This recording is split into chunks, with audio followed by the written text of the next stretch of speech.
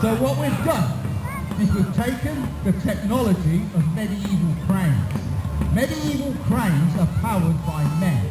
Without those cranes, we wouldn't have our cathedrals, our castle, Warwick Castle. So you take two medieval crane wheels and you put them into the trebuchet. The two wheels are linked by a central axle. You get four men. You put two in each wheel and you get them to walk that way. There's a rope attached to the throwing arm. It goes down through a pulley. It goes up to the centre of the machine and it's tied on to the central axle. The men's walking axle tightens the rope around the axle and lifts the counterweight. That huge wooden box.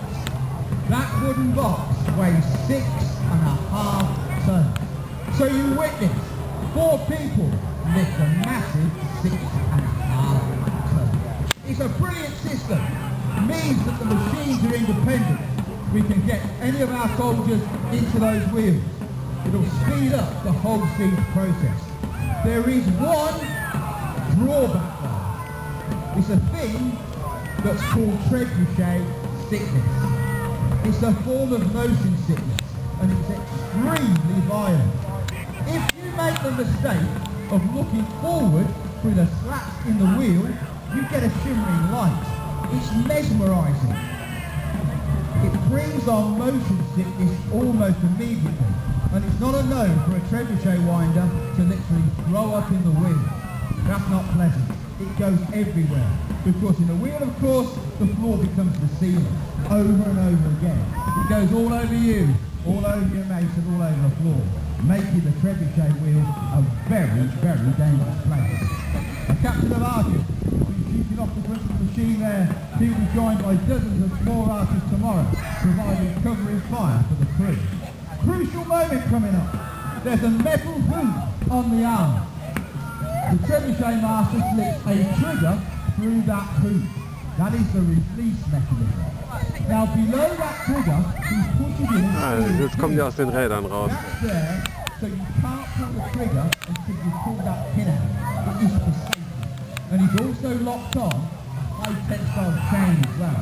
This is to make sure that the machine can't be launched until his crew is safe. Right, you'll notice now that the wheels are going the other way. That is because we need to wind off the rope. The one that's done all that work putting down the arm. It's now tied tight around the axle. It's in the way. How to get rid of it? Wind it off again. So the men go back into the wheel. Alter, wie lange das dauert, bis die mal schießen können. And trying to line that off. And I can't help but notice it, that the member of crew on this wheel seems to be struggling. He's stumbling. He doesn't look happy. I fear that he has looked forward through those slats and he's experienced presentation. He's, oh, he's out the wheel! Oh, he's not well at all. Oh, no, the Trebuchet master rushes across. I think he's going to give him a drink. Help him up. Yes, here comes the drink. And he tenderly picks him up, guides him back to the machine, and instructs him back into the wheel. Hard, isn't it? But of course it is. We cannot risk these men not doing their job properly. He's back in the wheel and he will wind on. He cannot stop. We have no chance of stopping tomorrow. Once I commit my forces, I have set in stone my intentions. If I fail, these men will be slaughtered in the masses and my head by tomorrow night will be on London Bridge on a spike. We are hard on the crews. We need to be hard on the crews. We drive them on as fast as we can. Now, the trebuchet is capable of launching any type of projectile I see fit. I could simply load up with 150 kilo rocks and go for the walls of London and attempt to breach them. But I fear that's going to take too long and we'll suffer a counterattack. Psychological warfare. We have Yorkist prisoners. Maybe we just behead them and throw their heads into London as an example of what will happen if they don't open the gates. Or we contaminate the city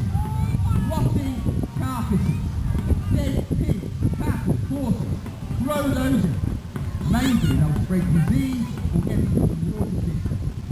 But this is all taking time. So maybe I play the ace which is up my sleeve. There is one thing that medieval man suffers and scared of more than anything else. And that is something which is actually his aim. Fire. That's what I'm going to do. I'm going to create a firestorm. The walls of London are thick. We can go over the top of them. The houses and buildings of the capital are made out of timber. Timber buildings with thatched roofs. If we can turn London into a raging inferno, the people will probably turn on Edward, open the gates and let us in. So this afternoon's drill, ladies and gentlemen, is going to be a fireball! The fireball is an 18-kilo rock which has been wrapped in hessian, soaked in fuel. It doesn't go in the sling because it is set in a light. It has a chain and a rope attached to it, and we launch the entire thing. Comes out of the fuel mixture and onto the hook. They tension the hook. They tension the rope. When ready, he will order the loader out of the way, and he steps up and takes off those all-important staples. First of all, he removes the chain. Then he gently pulls the pin from below the trigger, making the machine live. Steps down, takes the rope which is attached to the trigger, and then he will order the lighting of the projectile. Add fire. Add fire goes to cry. And the torch is placed upon the projectile and it starts to burn in the middle of the machine. Now the trebuchet master must hold his nerve. Pulls the trigger too soon, it goes out. Too late, and his trebuchet's on fire. So he holds. And he holds. We launch. Wow. Yes!